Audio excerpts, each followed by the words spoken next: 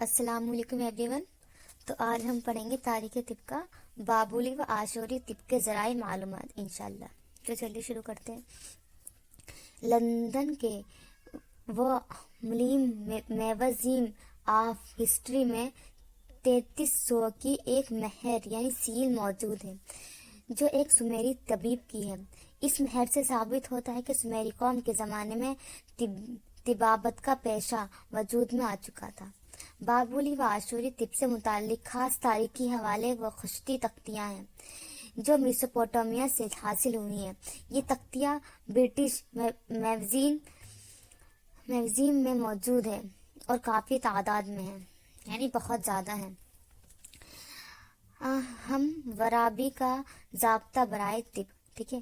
مشہور بابلی شہنشاہ ہم ورابی کا دور کب تھا؟ یہ رہا 1728 سے لے کے 1686. ٹھیک ہے. اس میں اردو میں تو الٹا یعنی کہ 1686 سے لے کے 1728. علوم و فنون کی ترقی کے لیے کافی مشہور ہے. ہم ورابی نے ہر پیشے سے متعلق کچھ اصول و ضوابط قائم کیے تھے. اس کا ضابطہ قانون 282 ضابطوں پر مشتمل تھا جس میں 215 سے 225 نمبر کے قوانین اطباء کے لیے مخصوص تھے، جن میں سے 4 ہم ضوابط درج ذیل ہیں. ٹھیک ہے. جس میں سے 4 نیچے دیے گئے.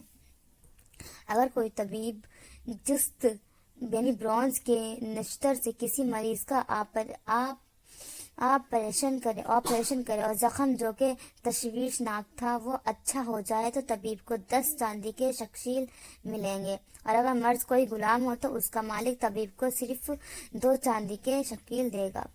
ٹھیک ہے. اگر وہ کوئی غلام ہے تو. اگر طبیب کے نشتر سے زخم خطرناک ہو جائے یعنی وہ علاج کر رہا پر زخم خطرناک ہو گیا اور موت کا سبب بنے تو طبیب کے ہاتھ قلم کر دیے جائیں گے. ٹھیک ہے. یعنی جو اس کو ٹھیک کر رہا ہے اس کا ہاتھ بھی قلم کر دیے جائیں گے. تیسرا کیا؟ اگر مریض غلام ہو اور طبیب کے جستی نشتر سے اس کا کوئی زخم لگے اس کی موت واقع ہو جائے تو طبیب پر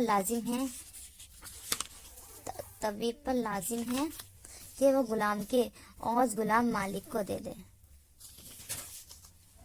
کیا یہ ضوابط حمورابی کا حامل ستون لاروے میوزیم. اگر کوئی